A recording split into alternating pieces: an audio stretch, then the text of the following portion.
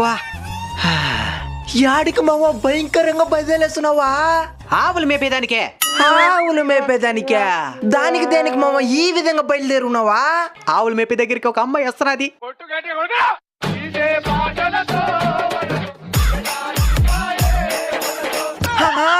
అదన్నమాట మ్యాటర్. మెల్లో నగలేమే? మనం ఎంత అందంగా బయలుదేరినా చూసేదిలే. ఇప్పుడు ఇది వేసేసినాం కదా, ఖచ్చితంగా చూస్తుంది. మామ గోల్డా? మన సముద్రంలోకి పోయినప్పుడు సాగర్ కనిచ్చుండా, నేను కూడా గోల్డే అనుకున్నా. రోల్డ్ గోల్డ్ ఇది. సరే మామ, ఆవులు మళ్ళీ తోలుతూ కానీ తాటికాయలకు పోదాం మామ.